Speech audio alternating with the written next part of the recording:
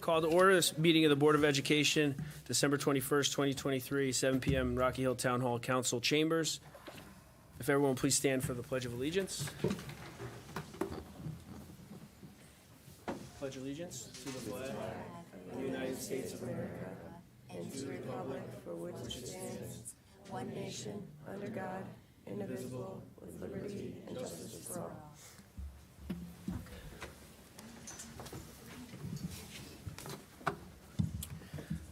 All right, welcome everyone to the Board of Education meeting. It's kind of a packed house tonight. I wish I could say it's because we're all fantastic speakers, but I think it's because of our wonderful CAPS Awards, which are being presented tonight. So with that, we'll move on to, I think, the first order of business. Item agenda number 2 is recognition of Nancy Rolfe, and then we'll get to the is Nancy here? Nancy, if you could come to the podium, please. Come on, Nancy.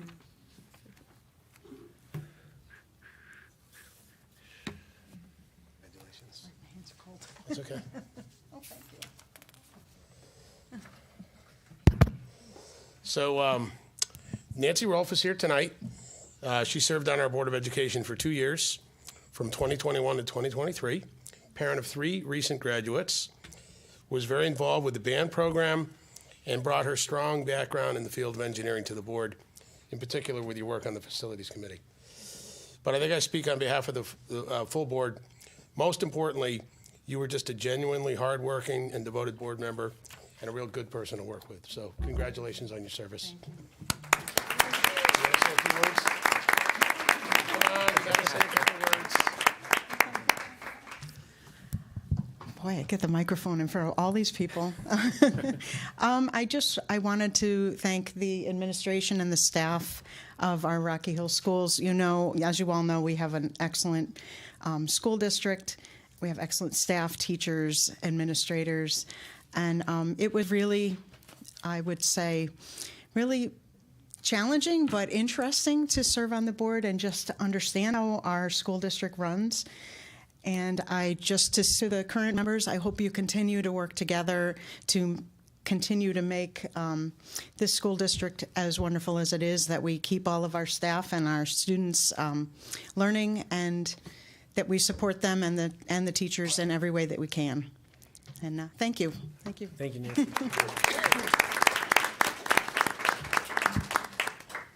And I will say, on behalf of the entire board, absent 2 people, everybody here worked with Nancy on the board. And just to echo some of Dr. Zito's sentiments, she was a pleasure to work with.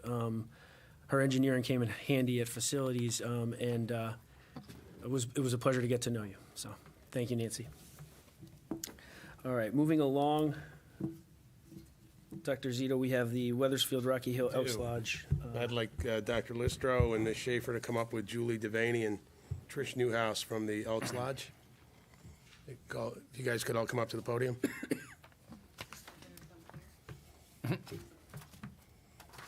Not here?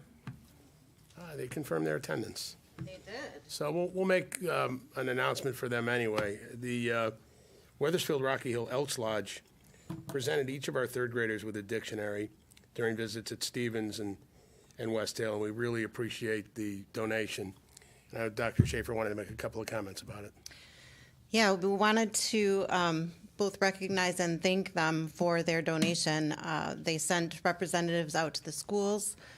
They were at West Hill and Stevens. They did a great job in terms of, it was great to have them here.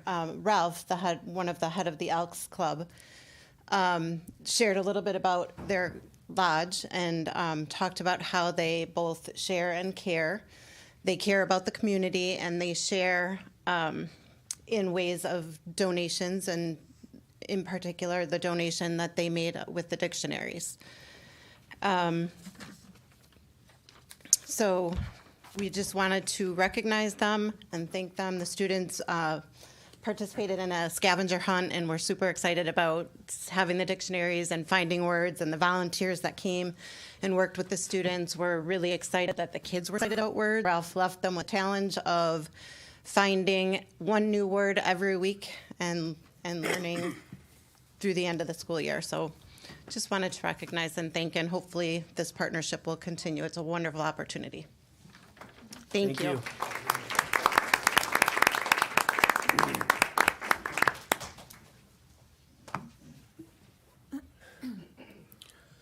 Moving along to the next item on special recognition, item 2 on the agenda, Dr. Zito, CAPS Superintendent Awards.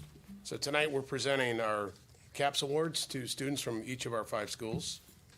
This is an award presented by the Connecticut Association of Public School Superintendents, and the awards are based on the following criteria: community service and service to others, academic prowess relative to ability, and leadership service to the school and the community. And our first 2 recipients from Stevens School are Adriana Greaves and Nathan Robinson.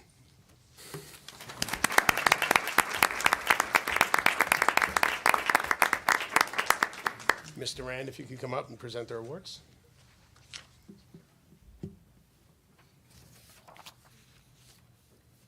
Thank you, Dr. Zito. Good evening, everyone. I'd just like to also thank Nancy for her service. Much appreciated for everything that you've done for our community. Also, our 3rd graders, 2 of them here. You want to come stand on the side of me? Nathan Robinson and Adriana Greaves, our 3rd graders who did receive the dictionaries from the Elks Club, and that was also very much appreciated. Okay, so before I begin, I would also just like to quickly congratulate everyone else who's receiving this award tonight. It's a great honor. To the parents of both of my students, I would just like to thank you for doing such a great job on raising 2 wonderful individuals. So we'll start with Adriana Greaves. Adriana was selected to represent Stevens Elementary School as a CAPS Superintendent Award recipient because she is a well-rounded student with a strong commitment to both academic excellence and community service. Her teacher shares that Adriana excels in the 3rd grade classroom, demonstrating a mastery of reading and math skills, and is a frequent participant in class discussions. In addition to being a diligent student, Adriana exemplifies community service with involvement at her church, where she volunteers at the soup kitchen. She also volunteers her time at the church coffee hour, where at times she serves food to the visitors. Adriana is involved in 2 soccer clubs and showcases her athletic talent by participating with the Connecticut Football Club and the Rocky Hill Soccer Club. She also dances at New England Dance in Cromwell, Connecticut. Adriana loves to dance and studies multiple genres: ballet, hip-hop, lyrical, tap, and she participates in their competition team. She has participated in her church choir and in her spare time loves both drawing and singing. Congratulations, Adriana Greaves.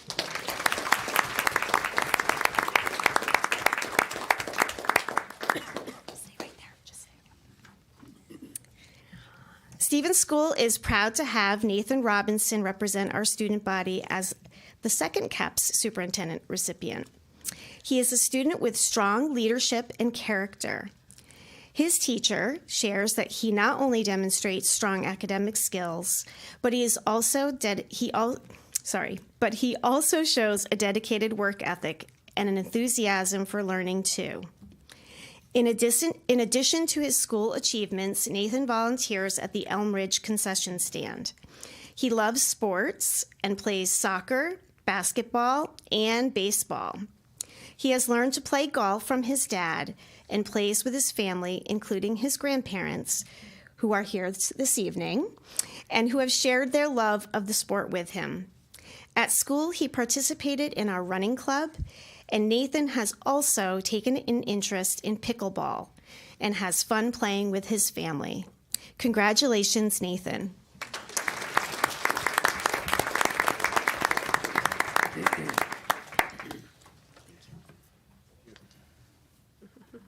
Mr. Nozick, if you could come up, representing West Hill School. We have Abigail Forcier and Arav Pandy. Hey, thank you, Dr. Zito. Thank you, everyone, for having us tonight. Also want to echo Mr. Duran's sentiments about this is a fantastic evening. with all of our students being recognized tonight. We have two from West Hill, and I'm pleased to share with you Abigail Forcier. Abigail is a special individual who demonstrates knowledge and a work ethic that are well beyond her years. As an avid reader, Abby is exposed to a breadth of ideas, cultures, information, and morals that impact her academically as well as on a personal level. Her writing is captivating, full of detail and figurative language. She always takes time to thoroughly explain her thoughts and knowledge on every assignment and demonstrates a deep level of understanding in all academic areas.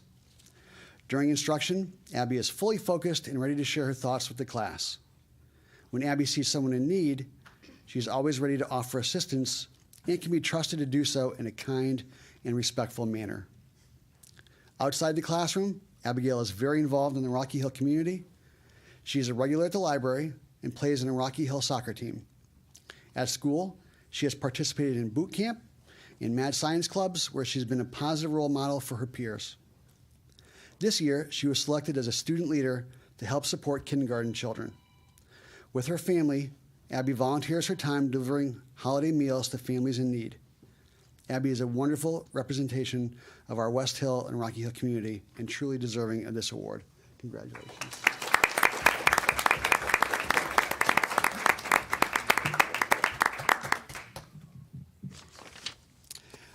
Arav.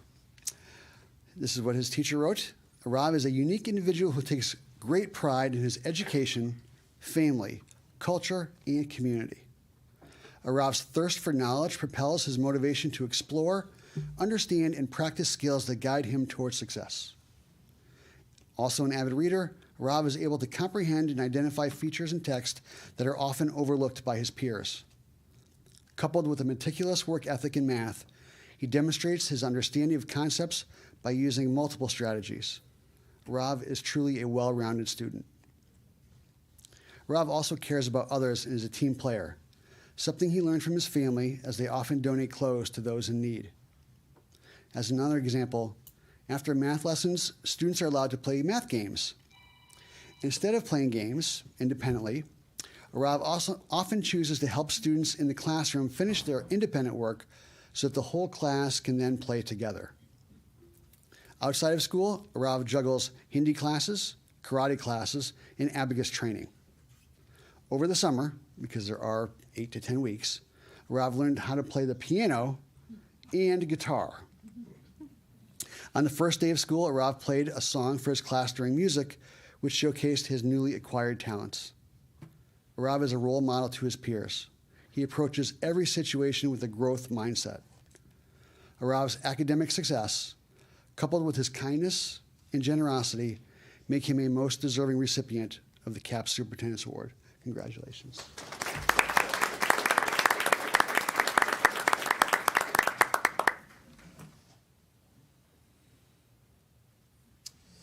Dr. Diaz, Mosier School. Two recipients this evening, Quinn Wilkinson and Atharv Sharma. You guys can come on up.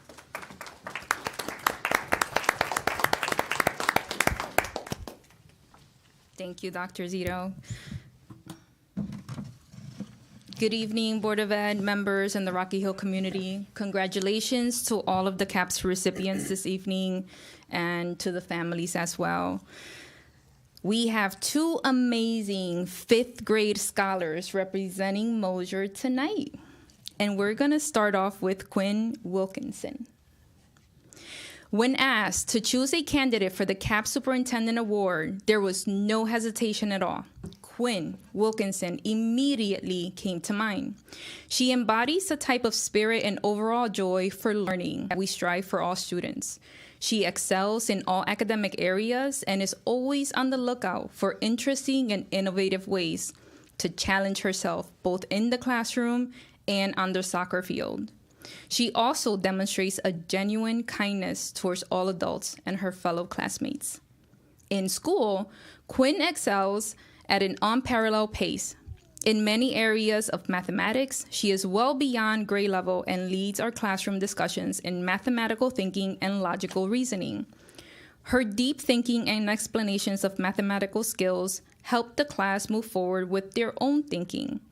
Her writing is creative and presents with excellent support her original ideas. Lastly, her strong reading skills are evident through her ability to comprehend and analyze information in a variety of texts. Quinn is truly an athletic scholar. Watching her and her classmates play soccer during recess shows her dedication to the sport. While highly competitive, she never turns away additional players. Her involvement with town soccer and travel basketball, as well as CFC, and her love for sports shows a bright future both on and off the field. Quinn's readiness and patience to help other students is certainly admirable, and she does so with a smile on her face. She is a hardworking team player who actively participates and leads class discourse across all content areas. It is an honor to recommend Quinn Wilkinson for the CAPS 2023 Superintendent Awards. Congratulations.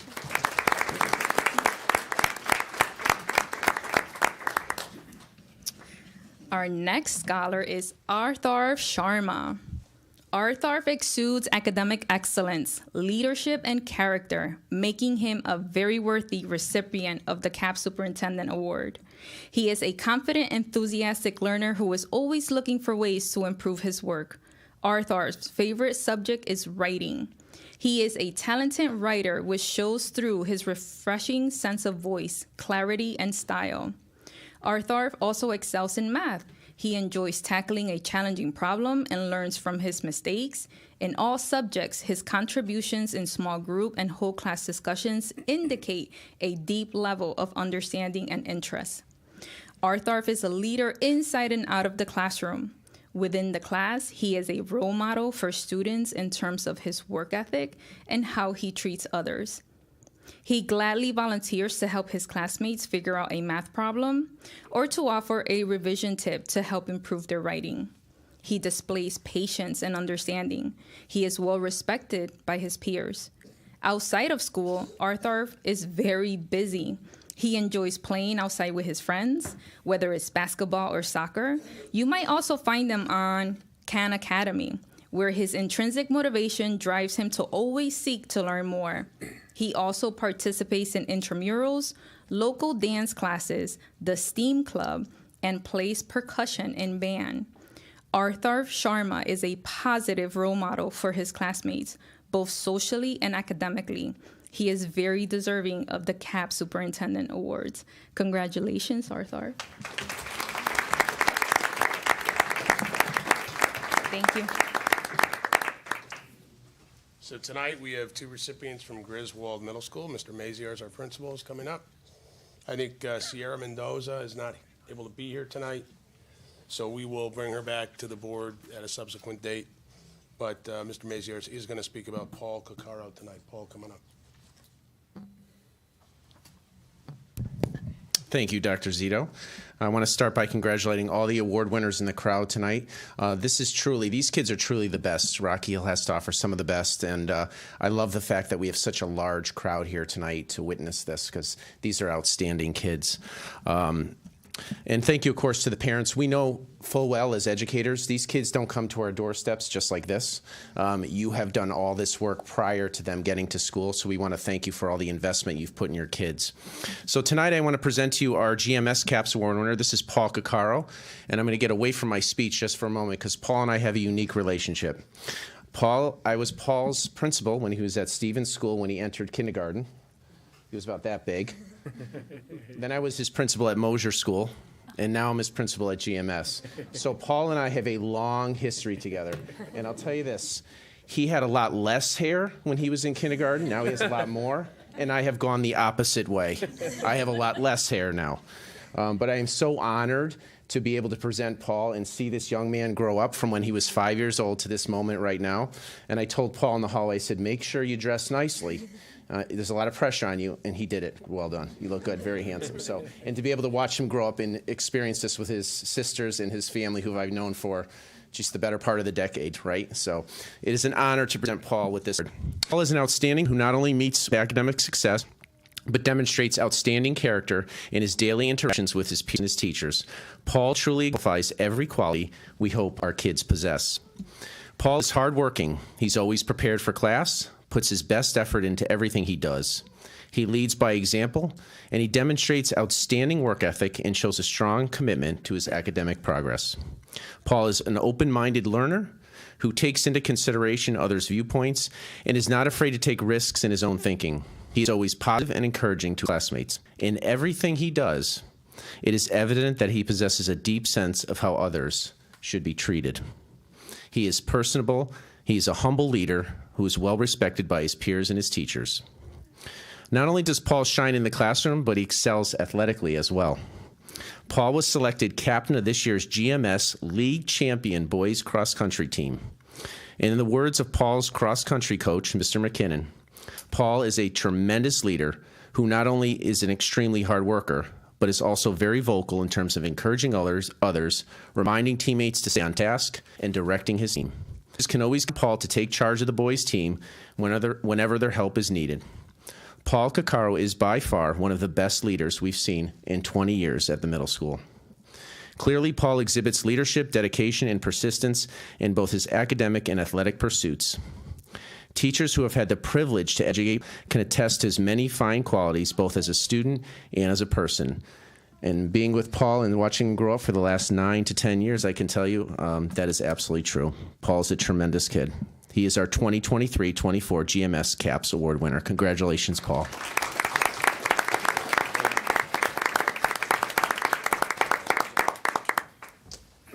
Thank you, Mr. Maziarz. Mr. Foti from Rocky Hill High School.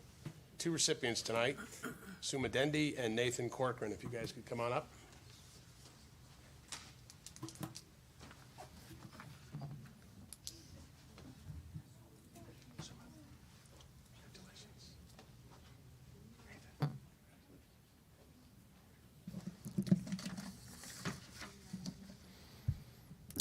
Good evening. So first and foremost, I want to congratulate all the CAPS Award winners. Truly a great accomplishment. And to reiterate what Mr. Mazier said, it's a great evening. So we have 2 CAPS Awards winners. First, I'd like to recognize Suma Dendi. Suma is a bright, polite, and hardworking student. She has been described by her teachers as diligent, conscientious, and a curious student. She has consistently challenged herself with her coursework, taking classes at the honors and advanced placement level and UConn ECE classes. She is very determined. She has also gone above and beyond, taking EduSeer classes and also advancing her studies. She's at the top of her graduating class, and she was the recipient of the Harvard Book Award in her junior year. This honor is presented to juniors who display excellence in scholarship and high character, combined with achievement in other fields. She has significant educational experiences that she's proud of. She is in the Biotech in Action at MIT Club, where she attends lectures at biotechnology and has the fortune of interning at the Yale Healthcare, where she gained experience at the Yale Center for Clinical Investigation.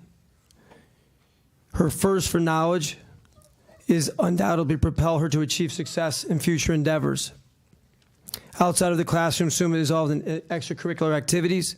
She's a member of the National Honor Society, the Research Club, the Science Team, the Investing Club, Student Council, and she's a co-writer for a grant in which we secured $20,000 through the Voice for Change.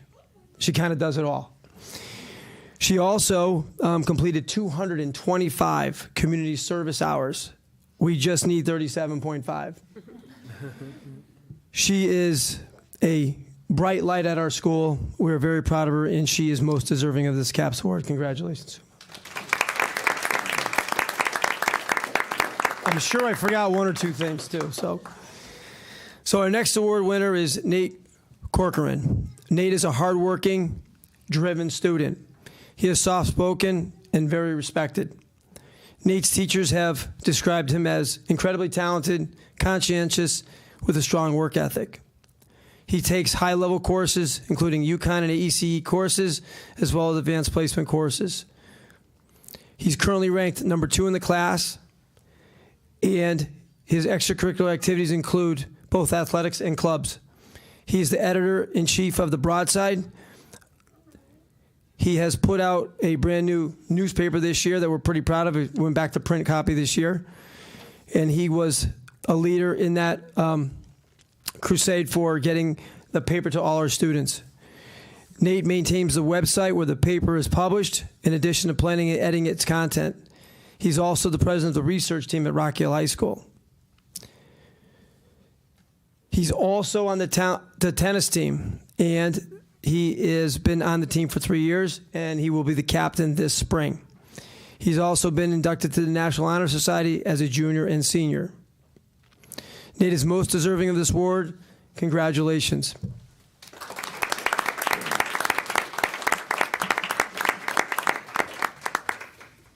So, Mr. Slattery and the rest of the board, those are our CAPS recipients. We're very proud of all these students. Certainly appreciate the families coming out to support their kids tonight, and thank the board. We're really proud of these kids. They're great role models for the rest of the kids in the school district. Thank you, Dr. Zito.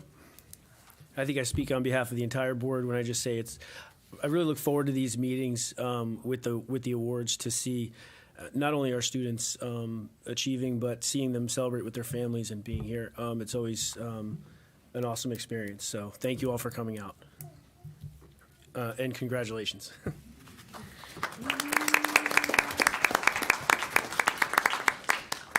All right, moving on to item number 3 is audience participation. This is the portion of the meeting where we open up the meeting to the public. Is there anybody here wishing to speak during this portion of the meeting? If you could please come to the podium.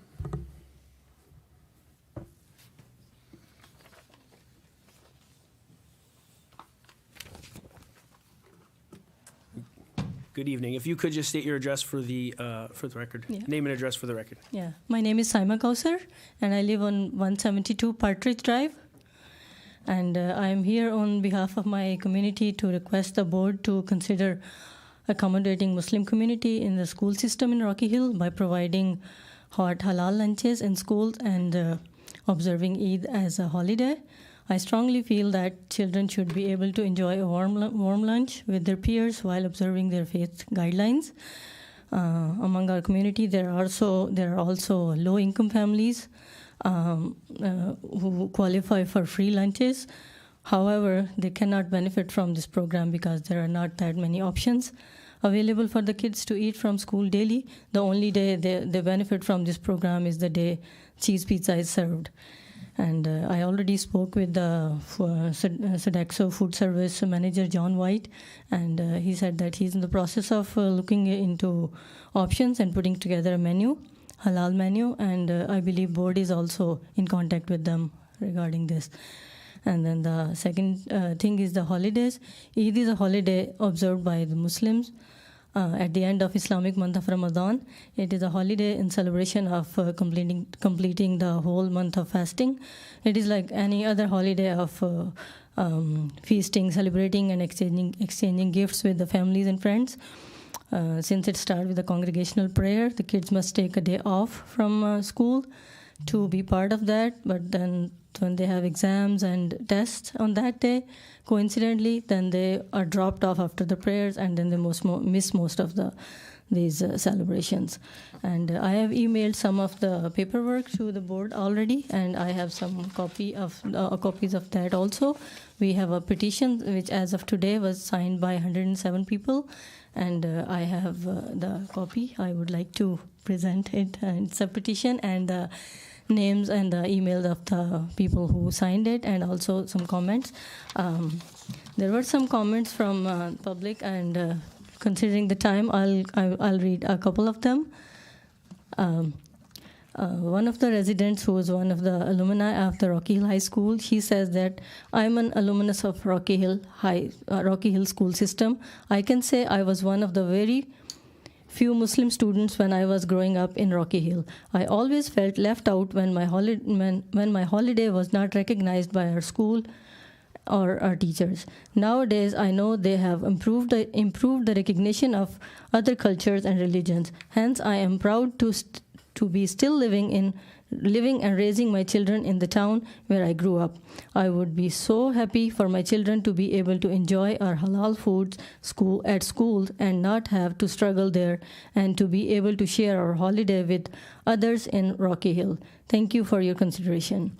And another comment from another resident is, as we know, the United States of America is a country where people from different cultures, religions, ethnicities, etc., reside together. This is a country where there will be no racial majority in the future. So to be inclusive and for promoting diversity, the school should allow one-day holiday at the occasion of Eid, as well as have food options that are considered halal in Islam. And one thing I want to mention is that some of the neighboring towns are already observing these accommodations. Newington Public Schools have Eid holiday, and Farmington and New Britain Public Schools, they serve halal lunches. And I already provided the copy of the petition, and that's all I have to say. And we have a large community here, which is here to represent us, and I believe there are also children who want to say a few words. So thank you so much. Thank you very much.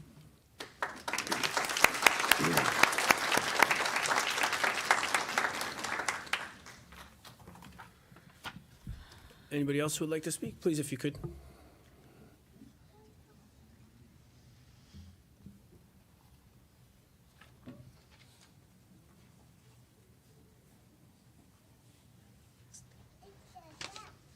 If you could please state your name and address for the record, please. My name is Saida Sheikh. I live at 109 Peria Drive, and this is my granddaughter, Afia Bamji, who goes to West Hill School and lives at 51 Peria Drive. Okay. Hello, everybody, and salam to Rocky Hill Board of Education and community members. I want to start by saying happy holidays to those families who will be celebrating holidays in the coming days. Therefore, it is also my request that the students of Rocky Hill school systems should celebrate their holidays and have provisions for halal food at lunch. In today's global world, we need to recognize everybody's holidays and cultures, including our Ramadan Eid. This will foster a sense of belonging and inclusiveness for all children. I started Rocky Hill School Systems in 1974 in 8th grade here in Rocky Hill. Then I graduated the Rocky Hill High School as the class of 79 as a valedictorian, and then graduated from Trinity College and have been successful in living in Rocky Hill and raising my family here. My 4 children also went through Rocky Hill School Systems, and now my grandchildren are attending the school system. She now, like I said, she attends West Hill Kindergarten Program. So this is our request, that we start teaching them at what different people celebrate, how they celebrate different holidays, and how different people have different dietary needs. As it was said earlier, it is very difficult to celebrate holidays if you know you're missing schools, tests, exams, and field trips. You have to make up double the homework. If everybody celebrated the holidays together and we were off on for our Ramadan Eids, our kids would be much happier and the parents would be less stressful. Offering halal food options will create an environment where every student feels heard and respected. By honoring our request, the impact overall will be positive and make everyone feel inclusive. Thank you for listening to us, and I want to congratulate all the people who won the awards. I remember being there, so thank you. Thank you very much.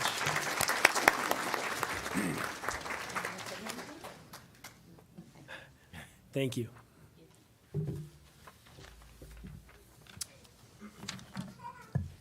Good evening. Good evening. If you could state your name and address for the record. Derek Kalin, 116 Ridgewood Drive. I want to speak in 2 capacities tonight. One as the current chair of the Sustainable Rocky Hill Task Force, and also as a resident. First, talking as the chair of the task force. some of you folks may or may not know, the town of Rocky Hill has adopted something called the Sustainable CT Framework, which is generally an environmental framework. There's a lot of information there about composting and solar panels, and there's also a category there about equity. Rocky Hill is attempting to go for silver certification, and we can advance in silver certification by taking actions and optimizing for equity. What that means under the Sustainable CT Framework is basically a version of what's happening tonight, right? People come together, there's a public conversation with stakeholders, and an attempt to come to some sort of a collaborative solution. So as chair, I wanted to share a packet with a little bit of guidance from the Sustainable CT Framework, as well as some examples of what the town of Rocky Hill has done in past years to get accreditation. And I hope it is thought-provoking. Thank you. And then speaking as a resident, and this is my own personal opinion, I was a signatory of the petition that SIMA distributed. I think it's a great cause. The very beginning of my career, I spent a lot of time working in Muslim countries, and my colleagues and friends at that time stressed upon me the importance of Eid. It's as big a deal as Christmas or any other major holiday in other faiths. So if some sort of accommodation can be reached, I'd say that makes our town even better at becoming a home for all of its residents. And I am certain, knowing that this school board has tackled a similar issue in the past, that you'll tackle this same issue with diligence and an open mind. So thank you very much.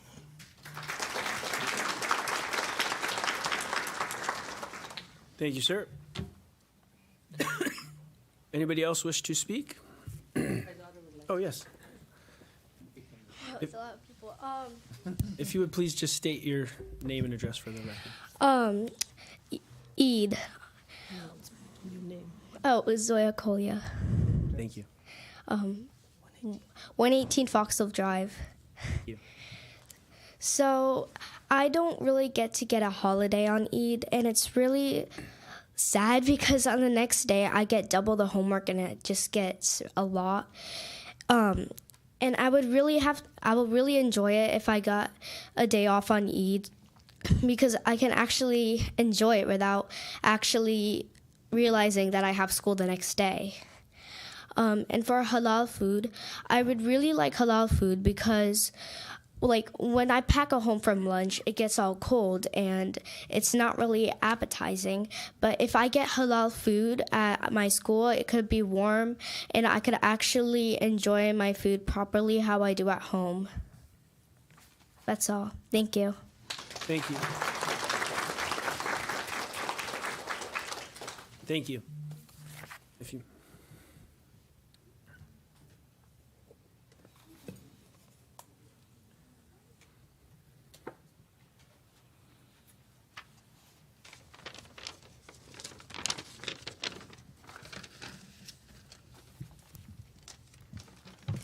Hello, my name is Arshia Mohammed. I live at 66 Heron Drive.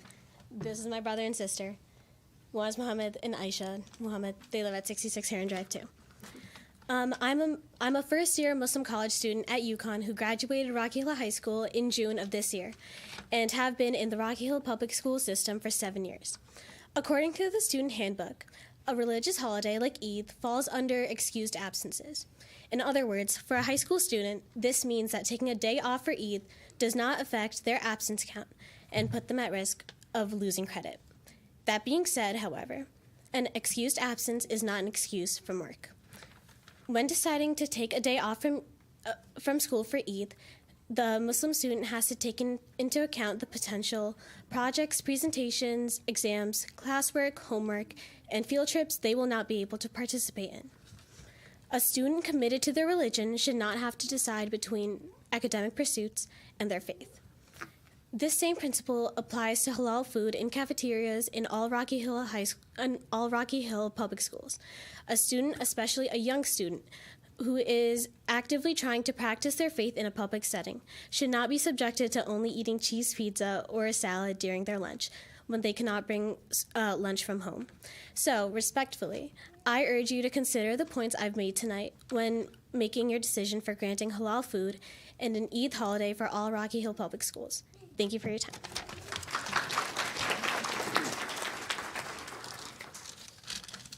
Hi, my name's Aisha Mohammed. I'm a Muslim student at Griswold Middle School, and I'm in 6th grade.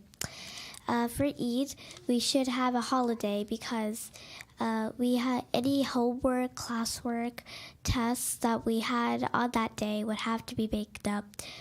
And nobody would like that because everyone would like to celebrate Eid because it's a religious holiday. So we should have a day off. And for halal food, we should have halal food because for any Muslim to have like school lunch, if they don't have halal food, nobody can eat anything. So we should have halal lunch. Thank you.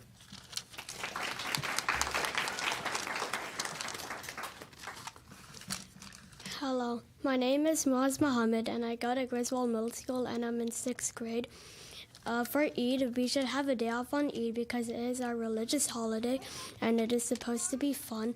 For example, if we don't go to school on Eid, we're going to have homework to make up and we won't have time to do it because it is a celebration day and it's important. I think we should also have halal lunch in the cafeteria because if there isn't any halal lunch, we won't be able to eat anything. Thank you.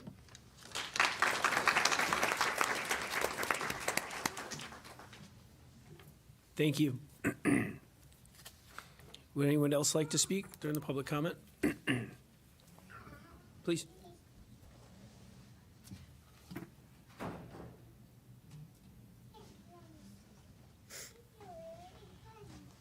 Which one is it? Is it this one? This one? This one? All right. Hi, I'm Hanya Majid, and I live in 43 Rachel Drive. So, I'm an 8th grade student at Griswold Middle School, and I've been in Rocky Hill my entire life. I'm a Muslim, and every year I miss a day from school because of our religious holiday, Eid. As I get older, I start to realize how much harder it's getting to miss that day from school. I miss tons of work, which I have to make up the next day. This makes me feel really stressed. I think kids like me should be able to happily celebrate my holiday without having the stress of making up work in the back of their head. I'm really hoping that the Rocky Hill schools consider giving a day off from school for Eid. Another thing I'm hoping the Rocky Hill public school systems take into consideration is serving halal food for lunch. Some kids aren't able to pack their school lunch every day and have to buy lunch from school.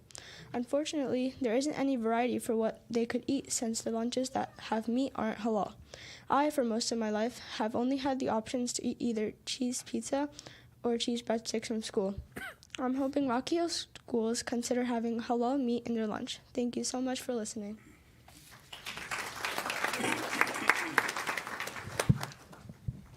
Hello everyone, my name is Iman Baloch and I live on 1206 Maple Street. I am a 10th grader here at Rocky Hill High School and I wanted to take a moment to talk about something that's important to many of the students that go here. It's about allowing the Muslim students in our school district to feel welcome. First, I would like to talk about the food options in our cafeteria.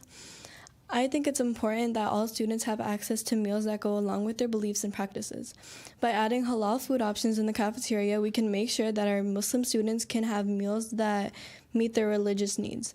I remember in 1st grade on my way to school, my mom would tell me over and over again to remember, so that I would remember what exactly I can and can't get for lunch. Second, I believe it's important for our school district to recognize the importance of Eid for our Muslim students and their families. Just like how we have holidays like Christmas and Thanksgiving, Eid is also an important religious holiday that also deserves recognition. By having no school on Eid, we would show our support for the Muslim community in our district and also allow them to take part in their religious celebrations. My mom works at a school in Newington and was given a break by the school for Eid. This wasn't just for my mom, but for all the kids and staff that go there. By giving the school district no school on Eid and adding halal food options in the cafeteria, we can create an environment that allows everyone to eat any food provided without worrying about eating restricted food. Thank you for your time.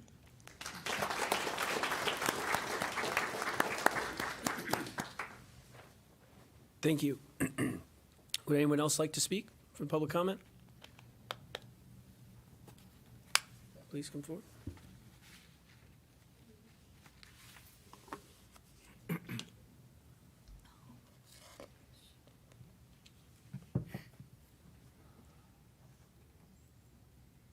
Hello, my name is David Leal, 19 Textbook Avenue. I'm a proud resident of Rocky Hill, and I'm a proud product of the Rocky Hill Public School System, all the way from bright beginnings to graduating as vice president of the senior class in 2022. I would like to stand in solidarity with all the speakers today as someone who has spoken a lot of Board of Ed meetings before in my time as high school and in middle school. It is very challenging. It is very nerve-wracking. And I believe if we have holidays like Christmas and Good Friday off, we should also have Eid and the other holidays off for those students. Thank you very much.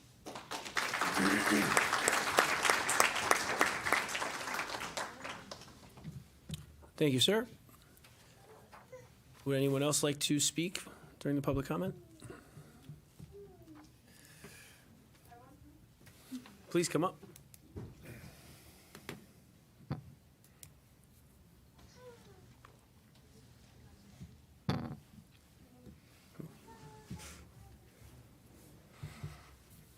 Hi. Hello, good evening, everyone. Good evening. I'm Shumaila Salman. I'm actually not a resident of US. I'm a visitor here, with my sister, and I have seen their pain.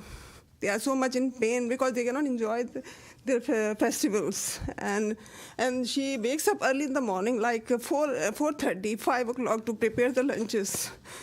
So it's very painful to see her, no? So I will definitely appreciate your efforts if you will look into their and we can feel the pain. So kindly find some resolutions for this issues. So just wanted to support this community. Otherwise, they have said enough.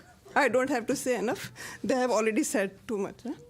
So please consider all these points. Thanks a lot. Thank you. Thank you. Anybody else that would like to speak for public comment?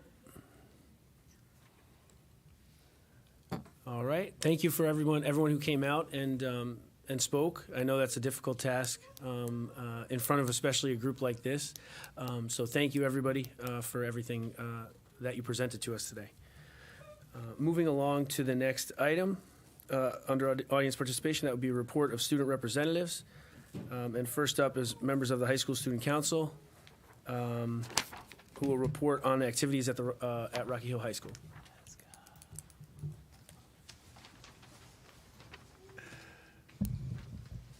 Hello, members of the board and everyone here tonight.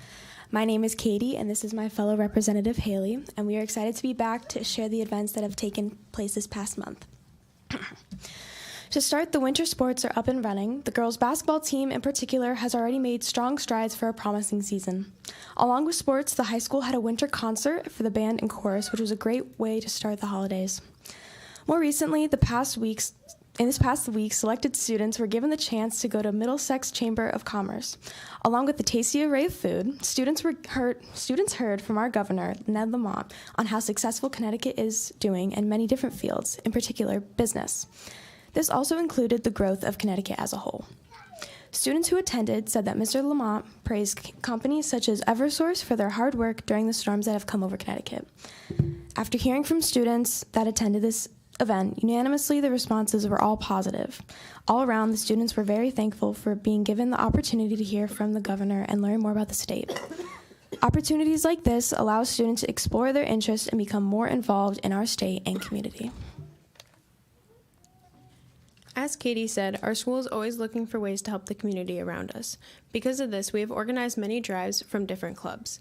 This year, the Student Council introduced a new drive to help families in Rocky Hill who are struggling around the times of the holidays. Clothes, food, and other necessities for the cold weather were donated. Upperclassmen had the task of bringing in canned, non-perishable foods, while lowerclassmen had to bring in toiletries and other items required for hygienic needs. The homeroom who donated the most earned donuts from Dunkin'. Another drive we did was organized by one of our impactful clubs called Girl Up. They motivated our school to bring in feminine products for those who struggle to afford them. Our school has also decided to continue our annual coin drive hosted by Family Youth Services. Once again, homerooms competed for a box of donuts for whoever donated the most money. Our school has helped the community in so many different ways this past month, and we hope to continue. Student Council also helped organize another annual event, Pictures with Santa. This past Monday, we've had one of our wonderful seniors, Arnez Korkatovic, dressed up as Santa for some holiday spirit for our students. During lunch, if students wanted to, they were able to take a picture with our Santa, and with the help of Student Council and some holiday cheer, the promotion for our club was brought to all students. Thank you all for your time and attention, and we wish everyone here a happy holiday.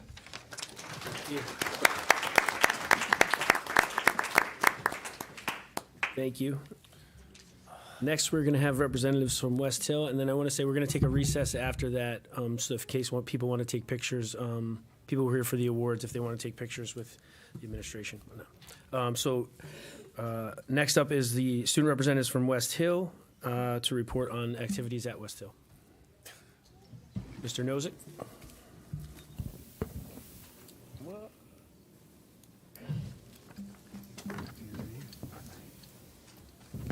You see that okay?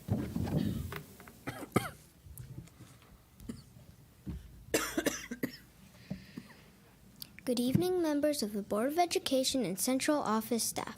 My name is Abigail Forcier. And I am Arif Pandey. Thank you for allowing us to share what has been happening so far this year at West Hill. It's been a very busy year with lots of learning and some fun mixed in. In September, we welcomed the return of boot camp, which is a new and improved version of our running club. In addition to running, we had a chance to play some fun games and prepare our mind and body for the challenges of learning. We got these cool shirts, too.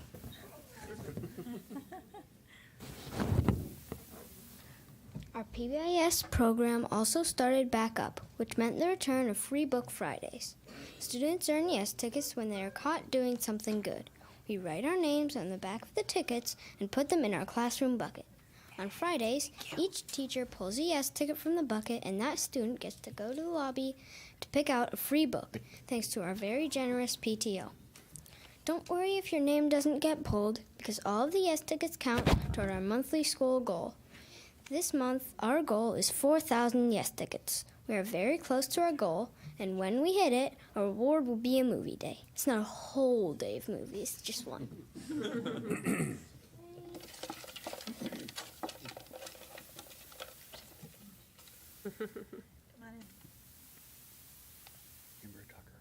Amber Tucker.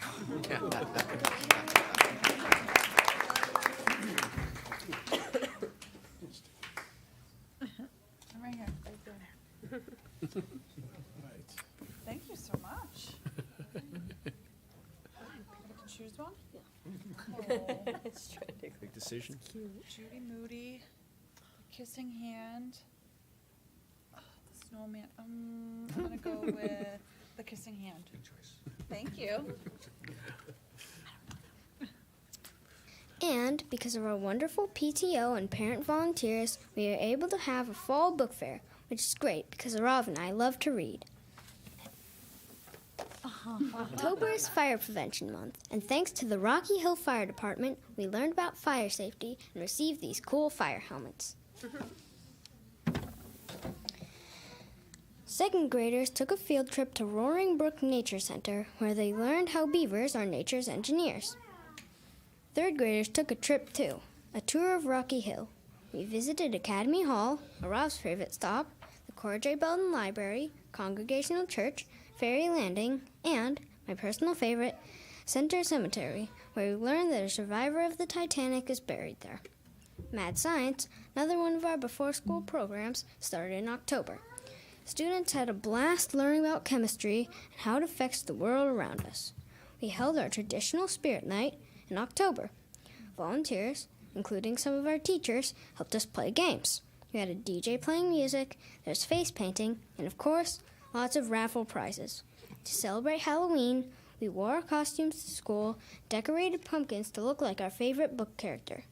Arav dressed like Harry Potter, and I dressed like a cat. In November, we had a PBIS assembly sponsored by the Rocky Hill Youth and Family Services. The program was called Under the Sea and reminded us that although we may be different, we can still play together and be friends. The math club also started in November. Third graders who can't seem to get enough math during the regular school day had the opportunity to work on their problem-solving skills in the morning before school. We celebrated Veterans Day with a school-wide assembly that included several special guests. Our teachers surprised us by singing a song of their own. It was nice, but they should probably stick to teaching.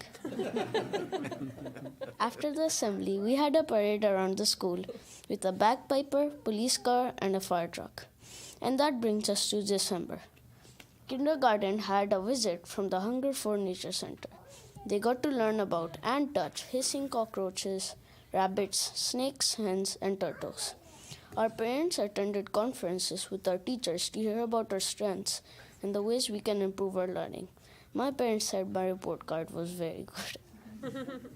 The holiday are a time when we like to give back to our community. Our annual food drive was a big success. Grades 1 and 2 won the challenge to see who could bring in the most food items, but our community was the real winner. With the help of Rocky Hill Police Department, we crammed a cruiser full of hundreds of new toys for boys and girls to make their holiday a little brighter. Then on December 8th, we wore PJs to school to support kids with cancer. We raised $962 in support of Connecticut's Children Foundation. Students in kindergarten to second grade participated in Legos Build to Give program.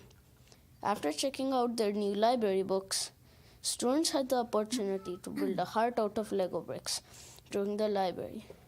We took a picture of the hearts and each one we students created. Lego will provide a set of Legos to a child in need this holiday season. Of course, our community also supports the students in Rocky Hill. Last week, representatives from the Elks Club donated dictionaries to all third grade students. Working together, the members of the Elks Lodge and our students completed a dictionary scavenger hunt. And finally, this week we're ending 2023 with a holiday-inspired Spirit Week. Today was Silly Sweater Day, and tomorrow's Channel Your Flannel. Thank you again for inviting us here tonight, and Happy Holidays.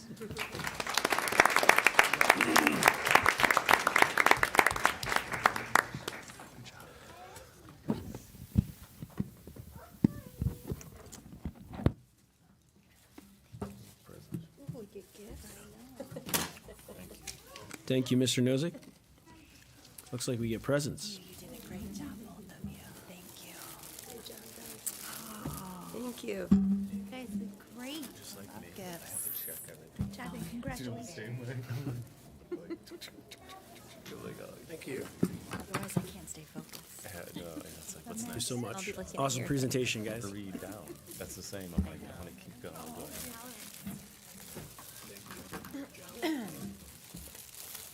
Thank you.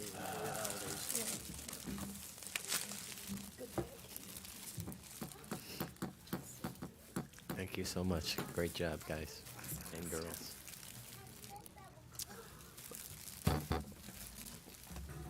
All right. Thank you again to all of our student representatives, for all of our public comment, members of the public who spoke at public comment, as well as to the CAPS award winners. Congratulations, and to their families. I think, to echo what Mr. Maziere said, I think that the students don't come. Mr. Maziere said it a little more eloquently than I can, but I think it's a reflection of the of the families as well as the students. So it's a pleasure to see all of you here. With that, I will entertain a motion.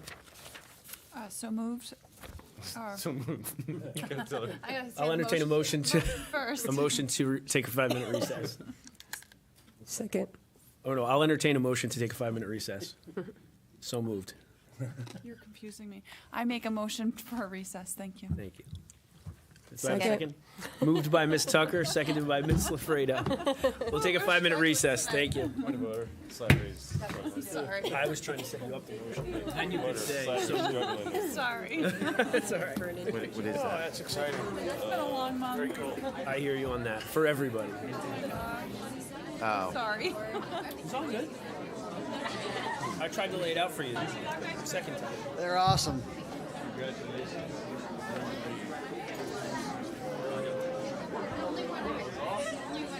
Always nice to hear the kids speak. Thank you. My pleasure.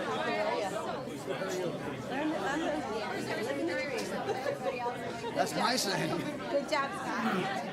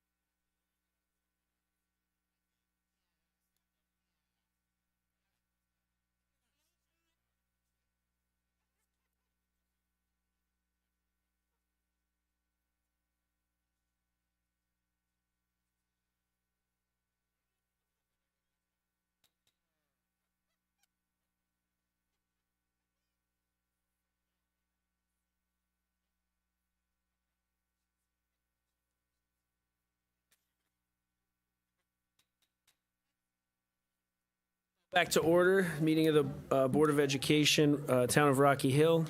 Time is now 8:12. We're back in session. Next item on the agenda is approval of the minutes. Agenda item number 4. We have the minutes from November 16th Board of Education meeting, December 4th Board of Education Facilities Committee meeting, December 4th Board of Education Technology Committee meeting, December 13th Board of Education special meeting, and December 18th Board of Education policy meeting. Any corrections or comments on any of the minutes? And with that, I'll entertain a motion. I'll make a motion to approve the minutes as listed on the agenda. Moved by Ms. Tucker. Do I have a second? Second. Seconded by Ms. Manella. All those in favor say aye. Aye. All those opposed say nay. Motion carries 8-0, right? We're 8 tonight? 8-0. Next agenda item on the agenda is item number 5, correspondence. Dr. Zito? Yeah, the only correspondence we had was from the first woman who spoke this evening. It contacted Christine in my office and indicated they'd be coming tonight to speak on the issue of the calendar. Excellent, thank you, Dr. Zito. Next item on the agenda, number 6, is the consent calendar. Does anybody, right now it consists of the field trip, the Griswold Middle School, Boston, Massachusetts field trip. Anybody want to add anything or remove anything from the consent calendar? With that, I'll entertain a motion. Motion to approve the consent items. Moved by Ms. Tucker. Do I have a second? Second. Seconded by Ms. Lafredo. All those in favor say aye. Aye. Aye. All those opposed say nay. Motion passes 8-0. Next item is committee reports. Number 7 is curriculum. The curriculum committee has not met since the last board meeting. All right. Number 8 is facilities. That was Mr. Gavin, who is not able to attend tonight. Facilities did meet, and we discussed State HVAC grant. state HVAC grant, which is still in the works, and then discussed CIP, capital improvement plan, and started to put together kind of a plan for the future. All right. Next is finance. Ms. Tucker? The finance committee has not met. We have our first budget meeting scheduled for January 23rd. Which I think everyone's excited for. Thank you, Ms. Tucker. Number 10 is personnel and negotiations. That is Mr. Gavin as well. I don't believe that there have been any contracts. Now, we have 2 contracts coming up this year with the custodial contract and the nurses. Typically, they're handled at the administrative level, and we keep the board informed and the P&N committee informed at smaller groups. Meetings are typically done during the day, but we can certainly adjust after speaking with you as the chair and as with Mr. Gavin about how you want it handled. But typically, Chuck has worked with me on the custodial contract, and Amy works with me on the nursing contract. Excellent. So we'll tackle those as they come up. Yep. Number 11 is policy. Mr. Shabra? Yeah, we did meet on Monday. There is one new policy being proposed by the state and 2 revisions. They are on today's board is being presented with them for the first reading. They'll be on the consent calendar in January.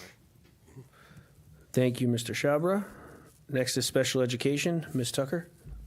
We have not met since the last board meeting, but we have a scheduled meeting for January 8th at 6 o'clock.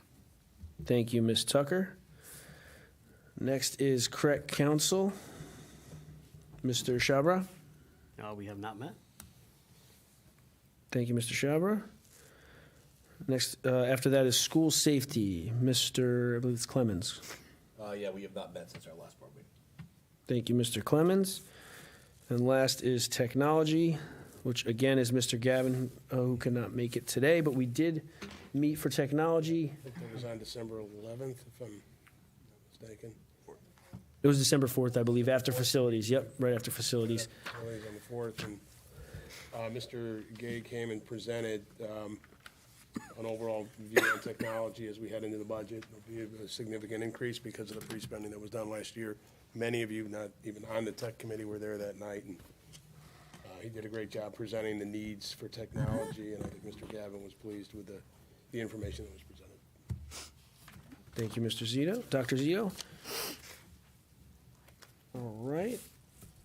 That concludes committee reports. Moving on to old business. Number 16 is discussion and possible action of proposed 2024-2025 school calendar. So in your packets, you have the school calendars, two versions of the calendar that I asked Christine Flynn to prepare for you.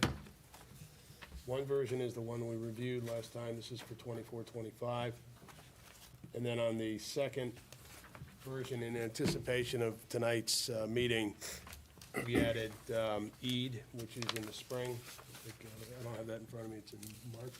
March 31st. March. And then we also added, just for your consideration, the Jewish holiday of Rosh Hashanah, which is in October.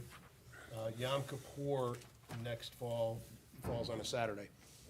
I will say that Christine did a lot of work on this, and I appreciate, she checked in with a number of school districts, and in many of the districts that have started to add additional holidays, they've only added them when they fall during a scheduled weekday. So there are cases where some of these holidays come on a Saturday or a Sunday. In most places, they're not then giving the Monday or the Friday off. So I understand the comments that were made tonight. I think it's a decision you have to think about carefully as a board. My job is to make sure you follow the rules. Got to get 180 days on the calendar, however you do it, and I can help guide you through that process. But you have to have 180 days. You cannot legally hold school on December 25th, and legal holidays in January. That's the way the state law is written. So that's New Year's Day, Martin Luther King Day, and Christmas Day are the 3 days where you cannot hold school. You can't have school on the weekends, and you can't go past the last day of June. Those are the rules. Anything beyond that is within your discretion as a Board of Ed. Thank you, Dr. Zito. With that, I'll open it up to discussion. If anybody would like to open. Ms. Lafredo? So I think there's a lot of things that we need to look at on the calendar. The first, though, is also bringing to your attention that Juneteenth would also be a day off. Wouldn't that be accurate in the state of Connecticut now? We have never gone past that, I think, but. If we haven't gone, we don't worry about July 4th. We haven't had Juneteenth as an issue, so. Except if we have snow days and we were to adopt that second calendar where we get out on the 16th, and you happen to have any snow days, that could lead us up to June 19th. Absolutely. So that needs, I think we should keep that in mind. I don't know, though, if that is in state law with school schedules. I can research that. Okay? Please, So, yeah, for example, that's- Thanksgiving is a holiday in the state of Connecticut. You legally could have school on Thanksgiving. You'd probably not get elected again if you did it. Civics veteran. Meaning, my understanding, I've been doing this for a long time, and I'll research it for you. You cannot legally hold school on Christmas Day, New Year's Day, and Martin Luther King. I'm not sure that Juneteenth is a day that you legally cannot hold school. And with it being new, we probably should look into it because Yeah. I'm not sure Same either, with but I do know Thanksgiving, that same other. with Columbus Day, for example, you could have school. Mm-hmm. Veterans Day, you can have school. So there are many holidays that are recognized where it's still permissible for a board to schedule school. So I will do the research for you on Juneteenth. Okay. And I think the other thing that had come up recently, but also I did try to make a point of this last year when we set the calendar, was the last day of school, and it being a full day of school. I would like to try to encourage the board to look into it being a half day of school for students, but also for staff, and I'd like to give my reason as to why. I understand that our teachers are contracted for the 186 days of school. However, our teachers and administrators go above and beyond to support our learners outside of the Monday through Friday school week and also throughout the 186 days that they're contracted. I will give an example of just in November 18th, we had teachers and administrators who attended the Education Foundation race here in Rocky Hill on that particular day. At 2 o'clock that day, they also attended a theatrical performance in another town where they supported students from GMS and the high school. And then again at 7 o'clock that night, they also came back to GMS to see another theatrical performance that was being done by students. That's a Saturday, and I don't expect teachers to come out and do that, but they did support our students. And I think that goes to show the connections that they're making with our students. And I can't tell you how much it means to a student to see their teacher in the audience or an administrator in the audience. And so with that being said, I think that we should acknowledge that they are giving time outside of their contracted hours and make the last day of school a half day for both students and staff. Something to consider. Thank you, Ms. Lafredo. So, Ms. Morfea? in light of all the comments made today, I personally know nothing about the holiday that was asked, so I don't know if it's, I'm kind of not comfortable voting today because I don't really know enough of the holiday and would like more information of how big the population is, what's being asked, what it entails, things like that. And then to Jessica's point, I also agree with the half day on the last day. I mean, I think kids are kind of checked out on that day already. But I also wanted to ask a question. When the teachers are cleaning out their rooms, can they come back the day after and continue cleaning, or does it has to be done on the last day of school? So are they there? So we have this, Mr. LaMontagne is here, but typically, depending on which day of the week it falls, we typically let them come back into the building unless there's a construction project in the building for a couple of days. But we do have a lot of work that can only get done during the summer. And then in August, we typically open up the schools to the teachers 1 week prior to their official reporting date so they can get in. The problem is we have a lot of expectations to deep clean everything. There's a lot of preventative maintenance work that goes on. As you know, those of you that have been on the board for a long time, there have been a series of projects virtually every summer. Science labs at the middle school, roofing projects this summer at GMS, HVAC work at Stevens. I mean, the list goes on and on. So a lot of times we need that time in the summer. Not to mention, we're also trying to accommodate the park and rec programs, Summerscape. So is some of it the camps they do. So it's the short answer to your question is yes. They can usually get in for a couple of days after the school school closes. So is it kind of safe to assume too that if it's a half day, then I'm assuming that's when they're cleaning the room out after that, so it kind of helps out Mrs. LaMontagne too, to get them out sooner? I think some of them clean the rooms, some, don't, and that's individual choices. Some are done by then, some have already cleaned up their rooms and they're ready to go. It's, it varies from person to person. I know, as a former teacher myself, having taught in elementary schools and in high schools, because I was a special education teacher, elementary teachers spend a lot more time doing things in their classrooms. Right. High school teachers, for the most part, it's a little bit different type of role, and you can, the room is less pretty in many cases.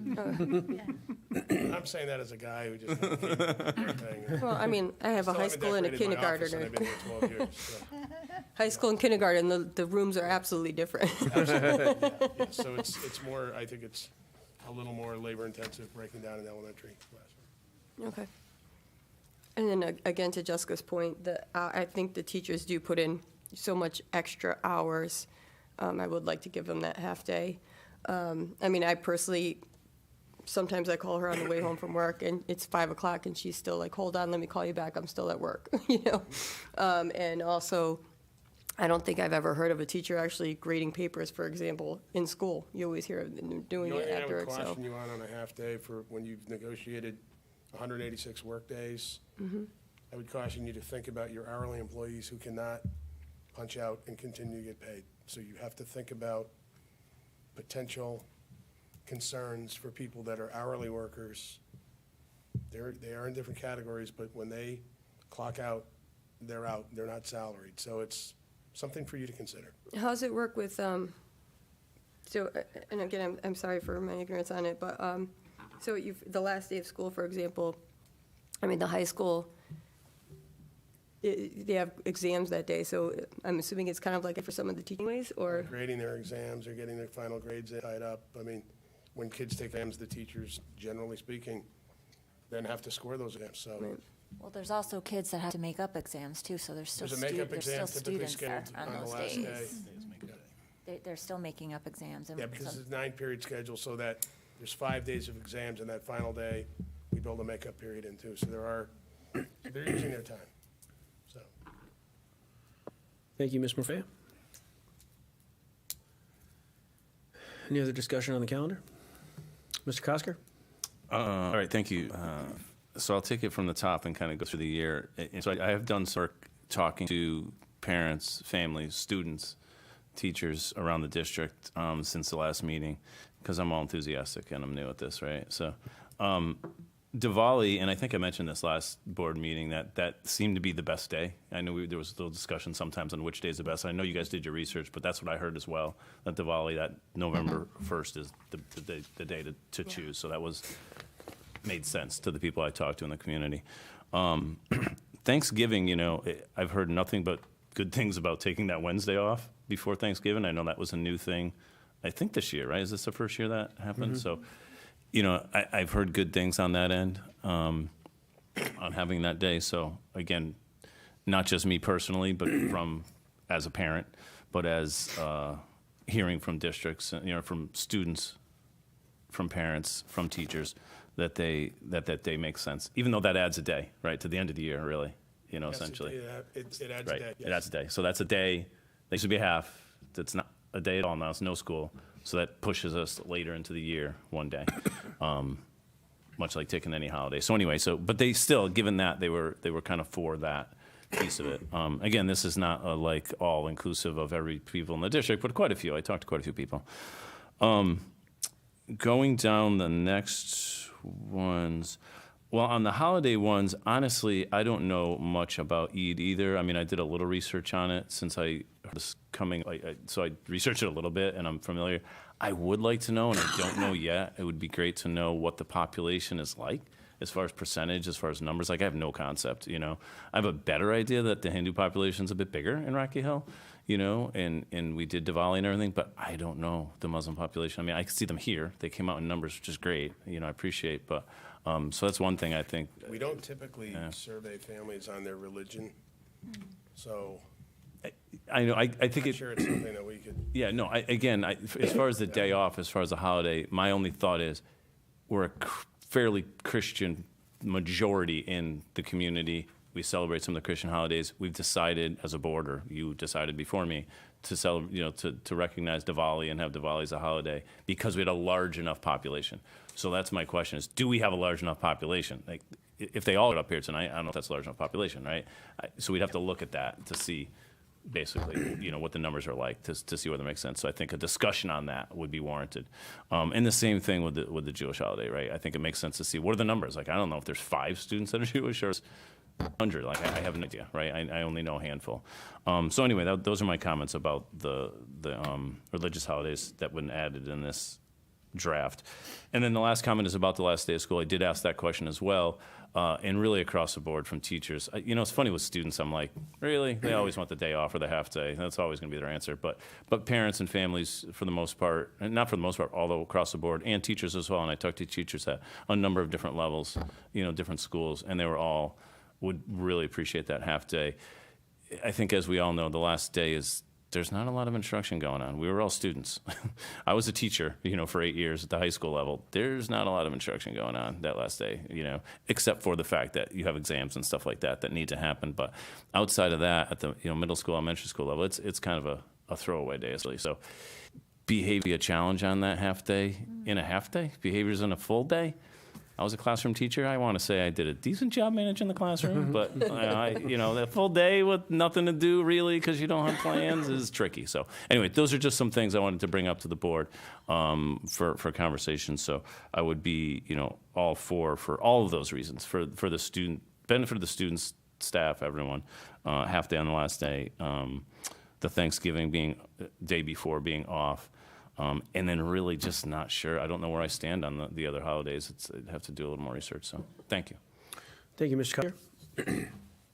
Mr. Clemens? Yeah, thank you. I don't know much about the Eid. Was something I heard tonight, and the research I did. I do think it warrants us looking into it more, perhaps. I don't know if we already have a committee or a committee can be formed to look into these holidays so we can understand it better. I do know from my limited research into this holiday that it's not the same day every year. Sort of like Easter, where it can be in March, it can be in April. And again, if it's on a weekend, then it's not an issue for our calendar.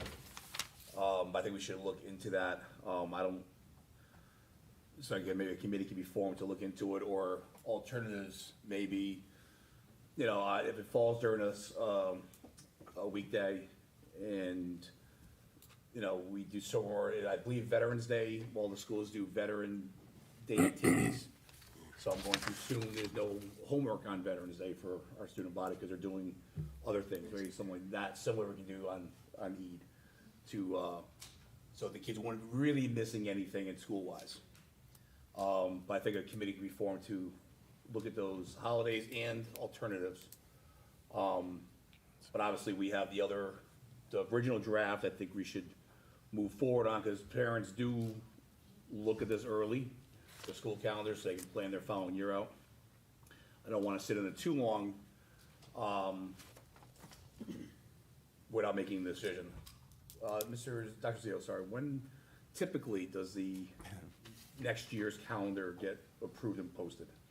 Around this time. Okay. Yeah, that's just my thought. I think maybe a committee should be formed to look at Eid and maybe even Rosh Hashanah and whatever, to come up with maybe alternatives or to look at in the future. But for the next calendar year, next school year, I'm more in favor of the first draft we got, which doesn't include those two holidays for next year, but certainly we'll look into it in the future. Thank you. Thank you, Mr. Clemens. Sorry, me again. And like Dr. Zito said before, maybe this is a way of me not getting reelected. But I know Wednesday, the day before Thanksgiving, is a popular, everybody loved that idea. I haven't spoken to one person that didn't like that idea. However, I do feel maybe something to consider. If we decide to do this holiday, is to not do the Wednesday before, which is. I'll leave it to you as a board. Then you have that day right there given back. You've got to do the 180. That's my job, is to keep you compliant Right. with anything you do, as long as you meet those rules. 'Cause, I think you can do. I think I would echo some of, what everyone has said so far is that we don't really know enough. And I think everyone has said that essentially, that we don't know enough to necessarily, right. I think everybody here would love to celebrate everybody's holiday that they celebrate, and let everybody have everything. But like Dr. Zito said, we have to make the 180 days. It has to be done before July 1st. And we have to have room for snow days. So we get into a situation where possible trade-offs, and I think there's a lot to look into more than just adding holidays. So I think all of those things are options, right? But we have to weigh all of that out. I think for today's purposes, though, I think we also have an obligation to kind of, give our district a trajectory for at least the immediate future. So I do echo some of what Mr. Clemens had suggested. I think that potentially we could consider adopting the schedule under the original draft, with the understanding that we're going to look into more deeply the requests being made today to find out exactly where all of that fits. But I think certainly, as Dr. Zito said, there's there's 3 days that we can't have school, right, by law. Right. You know, all those other days that are built in the calendar, we certainly would have the freedom to change, but Yeah, Columbus Day is a good example. You could have school, traditionally you haven't. There's a huge soccer tournament that weekend that a lot of families in Rocky Hill are involved in. right. It's typically been something the board has not wanted to hold school on Columbus Day. Many districts do have school on Columbus Day. Again, I'm kind of, it doesn't matter to me. I have the days I have to work, the staff, the administrative staff, the clerical staff, Christine, our support staff, we come in, we work during the summer too. This is really about where you want to put the 180. That's what it boils down to. So it's not, you're not going to find too much of a, I'll caution you on a few things. I think if you add an Islamic holiday, you should add a Jewish holiday. I feel that's good advice that I'm giving you. Beyond that, you know, you really have a lot of flexibility to fit the 180 in as you see fit. Correct. Ms. Tucker? My thoughts on it is if we were to add these 2 holiday days in, that we would take 2 other days out. Being one of the favorites that we just added right before Thanksgiving, right? Or maybe our February break was only Monday and Friday instead of Monday, Friday, Tuesday. Or do we need the 23rd off for the week of Christmas? So I think there's some other days in there that we could take out while accommodating these other 2 days. That would be my thought. I like getting out June 12th and leaving some extra time for snow days versus getting out the 16th already seems late. Well, this is, I love all this discussion, right? But I think we've all agreed that we don't have enough information to make a decision on the holidays, right? So I think what we need to do, because, I mean, we could sit here all night discussing this. If we don't have enough information on the holidays, are we, you know, is it something, do we want to consider adopting something absent the holidays at this point and then consider the holidays for the next calendar year, understand that we can change the calendar at any time? Or do we want to just table the calendar altogether, which, I mean, I'm hesitant to do, but obviously we act as a deliberative and elected body. I think our district probably wants a calendar in place, and I think, you know, these kinds of decisions shouldn't be taken lightly, and I don't think that there should be any pressure put on the board to make those decisions quickly. So, you know, I think, though, we need to, you know, if we don't have enough information on that, I think the question becomes, do we want to, I mean, we also, I see 2 different main issues here, right? There's the issue of the last day of school in 24-25, and then there's the issue of adding the holidays. I think we could potentially, I think that the issue of the last day of school was presented. I mean, that's been an issue that we've all been thinking about for a long time. So I think there's a potential we could take some action on that, and then adopt that calendar, and then consider, as Mr. Clemens suggested, new holidays for the following calendar year, which would be, I think, 25-26. Is that accurate? Yes. Which would be discussed next year and potentially adopted next year. I vote to table the discussion right now. And although we have the ability to change the calendar at any time, the push to get the calendar out and have parents start to dates and things like that already, and then we go back and change them doesn't make much sense. So I think it might be best to table everything right now, maybe throw it back into committee. Let's have some discussions. Let's brainstorm if we need to form a committee to talk about holidays. I think that would be a good idea. But I would be very hesitant to put this calendar out to parents, then to go back and make changes to it after they think that we've set it in stone. I'm going to also agree with Jessica here. I think we should table it. My thought also is, I mean,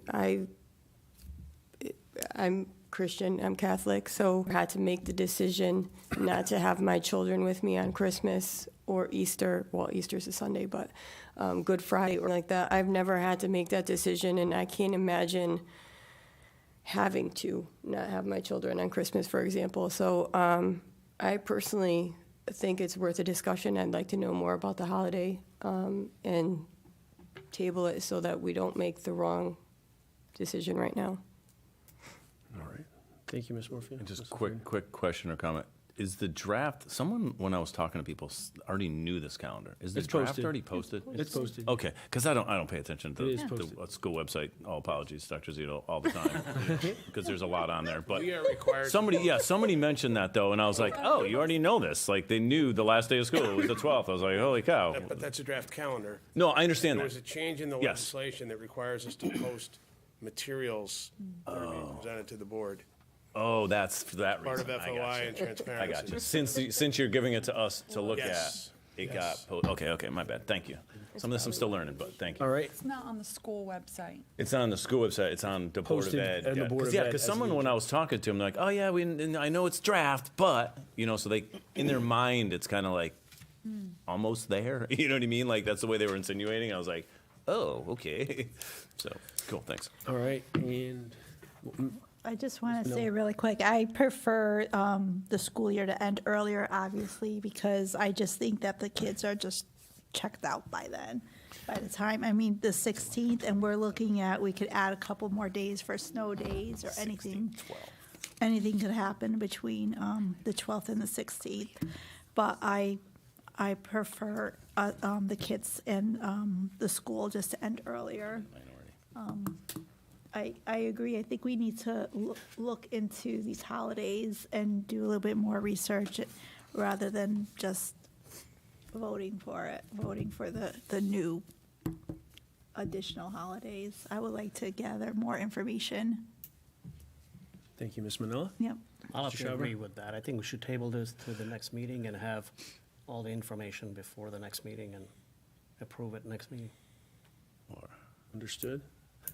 Any other comments regarding? I'm sorry. I got like a the million things to say. I'm sorry. You guys will get annoyed at me after a while. I will say this. I'm given some latitude today. But generally, everybody's supposed to speak once on the topic, and then Oh, all right. then we move along. All right, I'll line up all my stuff There's a next little time. latitude. I'll line up all my stuff. Thank you for the latitude, Mr. Slattery.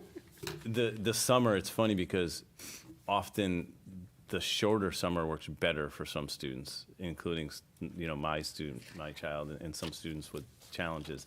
That longer summer is just harder. So it's so funny because I went to school till like the 23rd of June. Like that was common, in the 80s, But so it's like the 12th. It seems so early to me, but I understand. So anyway, I'm done. Thank you. Any other comments on the calendar? All right, with that, I will entertain a motion to table it, or do we even just, or we just do not take action? You can entertain a motion to table it for look into it further. Yeah, I think I'll entertain a motion to table the item agenda 16, which is discussion of the proposed calendar for 24-25. Can we add to the motion to create a committee for such discussion? You may want to assign it to the policy committee to look at. Other members can certainly attend. You could create a calendar committee, an ad hoc committee. Yeah, so we don't get. I think it's definitely going to go to committee. I think I need to decide if we're going to do an ad hoc committee or if it's going to go to policy. But I think I agree that it should go to a committee to do that information gathering. So I don't want to kind of, I'm leaning towards an ad hoc committee. But I don't think I have to make that decision right now. So, but that's what I'm leaning towards, and I think it'll either be the policy committee or it'll be an ad hoc committee. But this way we have, somebody, a fact-finding, information gathering entity, and then we can go from there. I'll make a motion to pause the conversation on the 24-25 school calendar until further discussion can be had. Second. Second, do we have to use the language table it? That's fine. I think it's understood. We have a motion to table. You're not acting on the motion. No. All right, so we have a motion by Ms. Tucker, seconded by Ms. Lafredo. All those in favor, say aye. Aye. All those opposed, say nay. Hearing none, that motion carries 8-0. We'll table or pause the discussions on the proposed calendar with the understanding that either a committee will be appointed, ad hoc committee will be created, or that issue will be sent to the policy committee for further information gathering. All right. Moving along to new business, item agenda number 17, discussion regarding Board of Education policies. This is the first reading. Mr. Shabra alluded to this in his committee reports regarding the, I believe this addresses some new legislation in the state. Dr. Zito, if you'd like to. So Mr. Shabra convened a meeting earlier in the week, and we discussed this information. So there's 3 policies that we're asking you to act on. Tonight's the first read. We'd prefer that you could adopt it in the January meeting. The first policy is admission to the public schools at or before age 5. You may be aware, Jessica's certainly aware, the legislation changed requiring students to now have reached age 5 by September 1st. Previously, students could enroll, parents could enroll their children as long as they reached age 5 by January 1, on or before January 1st of the school year in which they were enrolled. From my personal perspective, and the perspective of just about every superintendent I've spoken to, nobody had any issues with changing the dates. The research is pretty strong that kids who are 5 by the time they start kindergarten outperform their peers, which makes sense, because even 4 or 5 months developmentally is a big deal with little kids. The issue that we all have as superintendents and our other administrators in our district is that the state made the change and said this is a hard date, but parents can ask for a waiver. And you have to have an efficacious, that's the word they used, State Department of Ed, rigorous process to screen, but you must ensure equity and not discriminate against anyone. Those are a lot of hoops to jump through. And in my view, as a guy that's been doing this for a long time, this is going to create conflict when family A says, you didn't let my kid in, and family B says, well, my kid got in. It's going to put the principals in a terrible position. So I reviewed this with the committee. We will, essentially, we're going to require parents to complete a waiver application, and we're probably going to say yes to everybody. Because I'm not going to put our principals in a situation where they have to be the judge and jury and then face potential claims of discrimination. Not doing it to them. So, and that's pretty much the stand that every school district in the state that I'm aware of is taking, that parents know their kids best. So if they can demonstrate to us why their children should be able to enter school early, we're going to respect the parents' decision. So my problem, again, is the legislature, no problem with what they did with the dates, but then to create that second portion has created a very chaotic situation. The other 2 policies relate to the high school graduation requirements. Dr. Listro presented. Basically, there's a couple of changes. The big change is there's a requirement that kids take personal finance and financial literacy. It's a half credit. We're recommending that half credit be coupled with what you currently have, the community service requirement, which is no longer required. We strongly recommend that we keep it. We think there's inherent value in making Rocky Hill kids, you saw the girl tonight, 225 hours. That's amazing. It's not hard. But we think 50 hours over 4 years, and there's many, many avenues where they can give back some time to their community, helping with senior citizens, helping right here. I think Mr. Schaber's wife probably has kids that come in and help with the seniors down in Park and Rec. All the time. All the time, right? Getting their hours, giving back. We believe there's real inherent value in spending time as a kid and giving back to your community. So we would recommend that you adopt that policy, but include that as a graduation requirement. And then the other piece is the FAFSA is essentially a graduation requirement. There's a couple of ways to opt out of it, but basically we're asking you to adopt that policy. We need to get this in for the high school course of studies.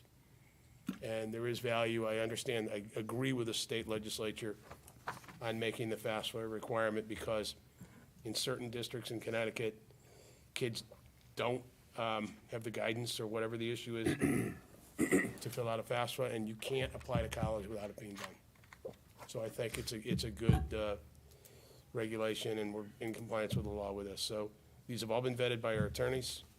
It's the first read, and we'd like to have these things adopted at the January meeting. Kindergarten registration starts in February. Thank you, Dr. Zito. Any questions? I know this is the first reading, but any questions at this point? I will say it was a very productive policy meeting, going through all of it. Thank you, Dr. Listro, for your assistance in that. All right, seeing no questions, we'll move along to number 18, Assistant Superintendent for Finance and Operations, Mr. Zettergren. Okay. Enclosed in your board packet is the financial report for the month ending November 2023. In my report, I've highlighted some of the line items that we will be keeping a close eye on as we progress throughout the year.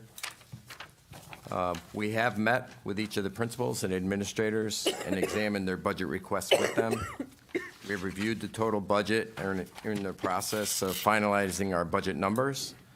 We look forward to presenting the budget to the board next month at a regular board meeting and budget workshops that we have scheduled. We are also in the process of finalizing our HVAC grant for the Stevens School, and we'll have it sent in before the December 31st, 2023 deadline. It is a competitive grant, so we will have to see what other districts may be applying.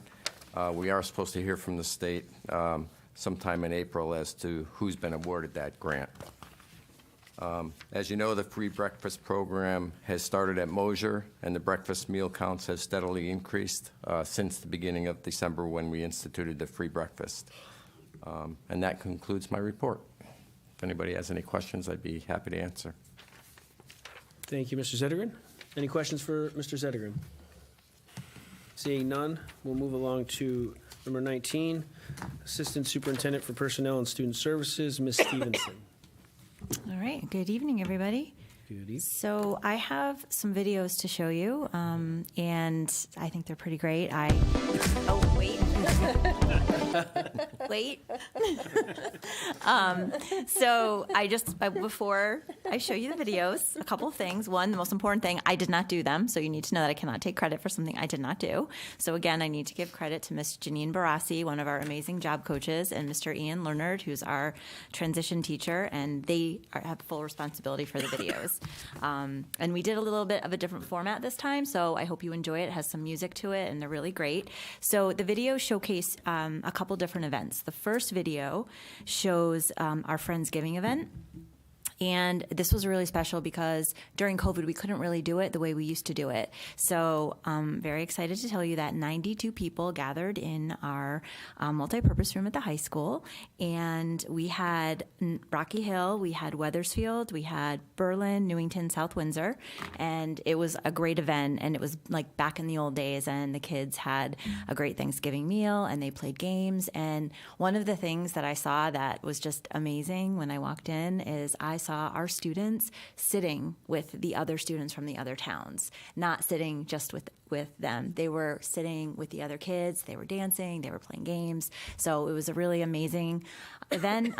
Next year, we'll invite you guys. We used to invite the board years ago when we first started this, so we'll definitely extend the invitation to you guys next year. So it is during the day, but if anyone's able to get away, you can come on in and see it. And then the second video showcases Mark Janey from Rocky Hill Life came and to the Dream Cafe and watched Aaron, our consultant, do some cooking with the kids, and he interviewed us and we just gave him some information. There is an article that came out. I don't know if any of you saw it. It was a great article. So we took some pictures of that. And then this past Tuesday, we had the administrators and central office staff come in. So it was kind of like a little bit of a soft opening, so they could see the space, which is not 100% completed, but it's pretty close, right, Ron? we just have like some decorative things to do. But as far as we are cooking, we are making coffee, we are serving coffee, we are doing these things. So that was pretty amazing progress. The space looks amazing. We have our chairs and our tables and our booth, and we have our bakery case and our couch and our coffee table, and it's really great. So we have some pictures of that. And then just know, because I know there'll probably be questions, now we're in it. And we're learning that there's a lot we did not know. So we're really working with the kids because the kids have a lot of skills that they need to learn before we're ready to open our doors and sell to the public. So that's what we've been really working on. It's been going really well. So with that being said, I will now love to show you the videos. And I don't know if we can have a screen. Yeah, because we've got a couple of people. Yes. Great. You'll get to see a nice video. 8th grade? Yeah. All right. I hope it works.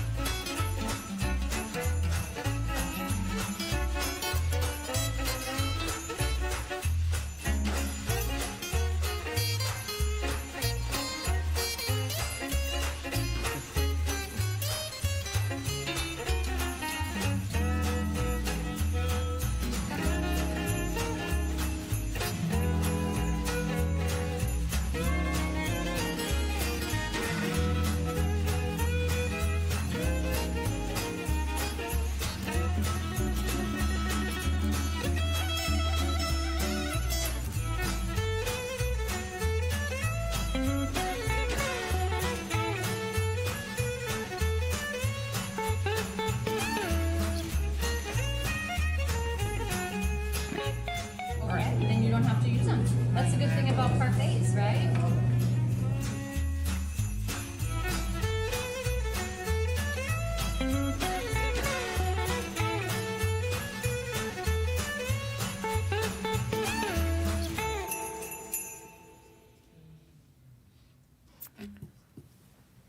All right. Thank you. The technology worked, unlike the last time when I tried to present it, so this was great.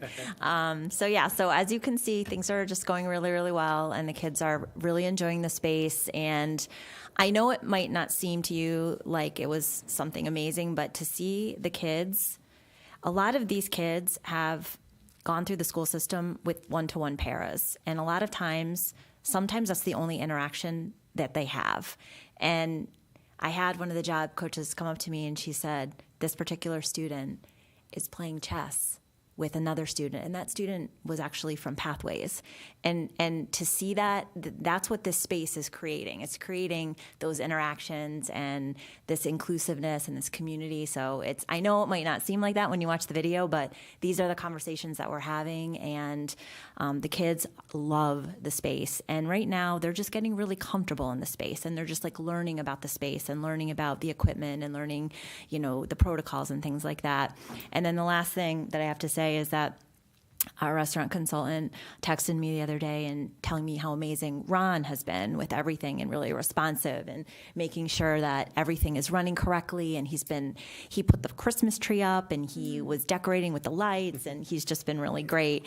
And she said, and the other thing that he's done that's been really helpful is that he's been a really great taste tester. So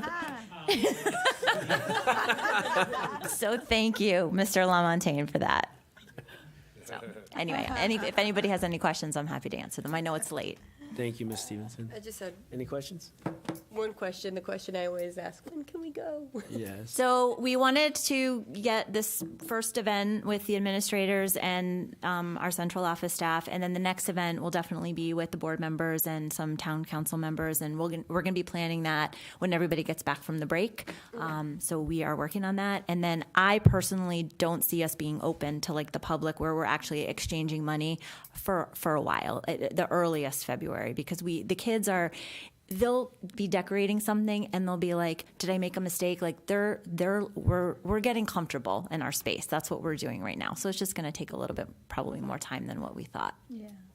But we think an early afternoon session, hopefully January, to invite the council and the full board. Yes, to do a similar event from what we did this week, which was great. Give them an opportunity to interact with a different group of adults. Yeah, because that's also, they're getting comfortable interacting. Our restaurant consultant, because they made some quiches, and the quiches were not gluten-free. So the restaurant consultant said to one of the students, I made some gluten-free ones, can you go bring these out to Mrs. Stevenson? And I'm telling you, a few months before, she wouldn't have done it. And she was like, sure. And she came up to me and she was like, here, these are some, so that's what these events are bringing out. And the kids are just getting more and more comfortable. So in January, when you guys come, it's just going to be that much better. So we'll keep you posted on that. Thank you.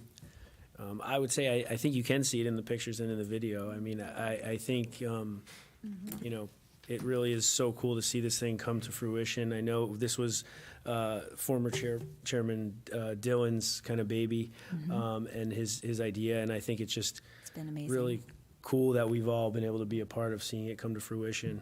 Yes. So thank you, and I think everyone here can see the excitement in your face and see that it's genuine. It's inspiring. It's very cool. So thank you. Ms. Thank you for Stevenson. your support, because we wouldn't be able to do this without you guys. So thank you. Thank you. Any questions for Ms. Stevenson? All right, moving along. Number 21, Superintendent's Report. Dr. Zito. You skipped Dr. Listro. Oh, my apologies. I had already checked. I know, it's My getting apologies. late. Dr. Listro, 20.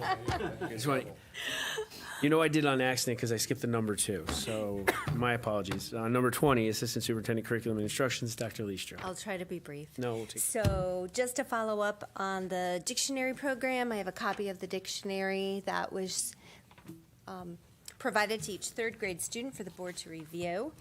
And it is a shame the volunteers from the Elks were not here because they did comment through the event at how surprised they were of the students' excitement to actually get into a dictionary and find certain words. So it was really nice to hear that. A couple of events took place at Griswold Middle School. On Wednesday, December 6th, all the students and all the staff participated in a live virtual author visit with Kwame Alexander, who has authored 38 books. One of them we're gifting to you tonight. That's your little gift. And the one we selected was called Becoming Muhammad Ali. This one he co-authored with James Patterson. So we hope that you will enjoy it. You may have heard about Kwame Alexander because his book, Crossover, was recently picked up by Disney and made into a series for young teens. And it recently received 2 Emmy nominations for that series. So congratulations to him. A little bit about Kwame Alexander. We learned on the live chat that he is passionate about making books fun, exciting, and cool, especially for boys. He purposefully, as you'll see when you get the book, he writes in verse to make his books as accessible as possible to reluctant readers. A fun fact we learned, he grew up hating reading words because his dad, get this, made him read the dictionary cover to cover. In contrast to what we heard from the students earlier who enjoy their dictionaries. During the live streaming event, Kwame read excerpts from his novel Booked, which I will also pass around for you to see. And he hosted a question and answer session with none other than Judy Blume, who streamed live from her home in Key West. And she shared that after 50 years of writing children's books, she now spends her days running an independent bookstore on Key West that she opened. So if anybody's on Key West for vacation, I think you should go visit Judy Blume's independent bookstore. And if you want to learn more about her life, Amazon Prime has created a documentary on Judy Blume, which I didn't know until I listened in on that live session. So special thanks to Dr. Mary Schaefer, who coordinated the event with GMS's library media specialist, Kim Lane, and their reading literacy specialist, Melissa Whitaker. Really wonderful event. In other news with GMS, we recently received a grant from the State Department of Education called the High Dosage Tutoring Grant. And the purpose was specifically to use the funds to target middle school students who fell behind in math because of the pandemic. So our district used the money to hire additional math tutors to work during the day with the students who are currently receiving math support.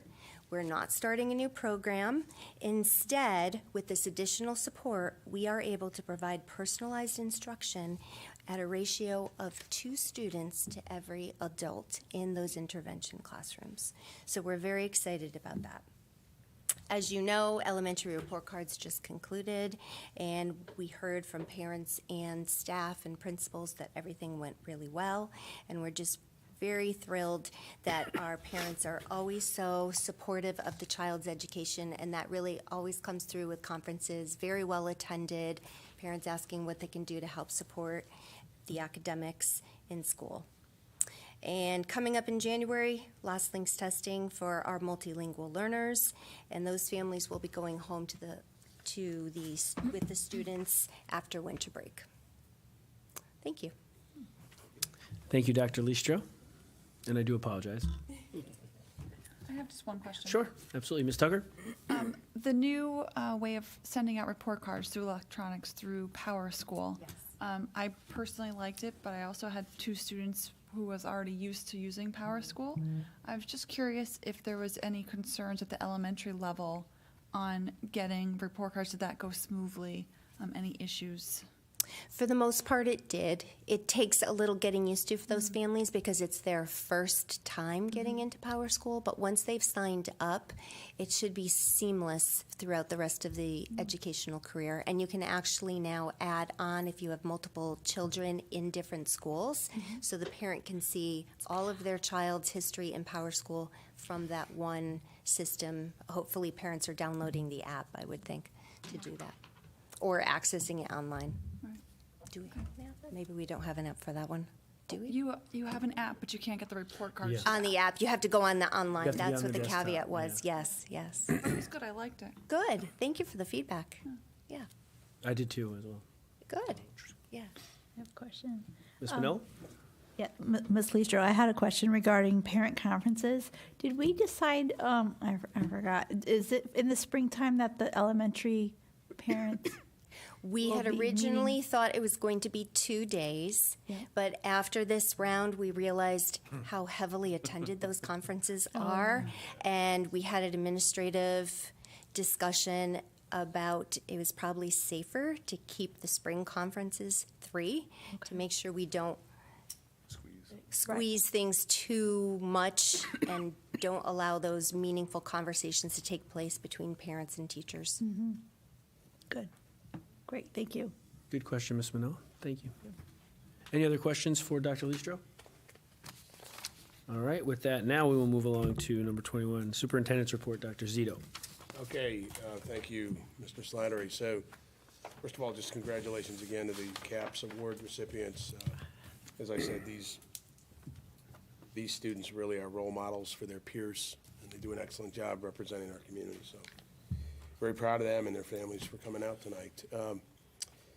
The administrative offices are open next week, Wednesday through Friday. Most of us will be on vacation, but some staff will be in. Schools are closed, obviously. You have the schedule for the budget workshops. A reminder that those start at 6:30 and kick those off in late January. And then again, for those of you celebrating Christmas and all the other holidays, best wishes to everyone for an enjoyable and relaxing break. Take some time to unwind and refresh, connect meaningfully with friends, loved ones, and family, and please unplug from the hustle and bustle of work in our overly technologically dependent world. Shut the devices off and relax. So Happy New Year to everybody as well, and look forward to a productive 2024. Great, thank you. Thank you, Dr. Zito. Any questions for Dr. Zito? Seeing none, we'll move along to my chairman's report. I will be brief. I know we've been here long tonight. First off, I want to extend a heartfelt congratulations to all the CAPS Award winners. As I said earlier, these meetings are my favorite meetings as we get to hear about this and celebrate the hard work of our students, not only with our students, but with their families. So congratulations to the recipients and their families. I think it is in some ways a family achievement. Second, I'd like to thank all the members of the public who came out tonight to speak. It's always great to hear from members of the community. And with Mr. Kosker now sitting on the board, I was fearing we wouldn't have any more visitors, so. But, no, I think, thank you for everyone for coming out. I think, that's how this process works. So, just thank you for coming out and speaking. And then lastly, as we approach the holiday break, I want to wish everyone a Merry Christmas, Happy New Year, Happy Holiday Season. I wish you all a happy holiday break surrounded by loved ones and laughter, creating and celebrating the memories of 2023 as this year comes to an end, and at the same time, charging into 2024 with great vigor, excited and optimistic about the possibilities and successes that the new year will bring. I look forward to seeing everyone back in 2024. And for the board members, be sure to recharge the batteries because when we return, it's budget time. So. With that, I will entertain a motion. Motion to adjourn. Second. Motion to adjourn by Ms. Tucker, seconded by Ms. Morfea. All those in favor say aye. Aye. All those opposed say nay. Motion carries 8-0. We are adjourned.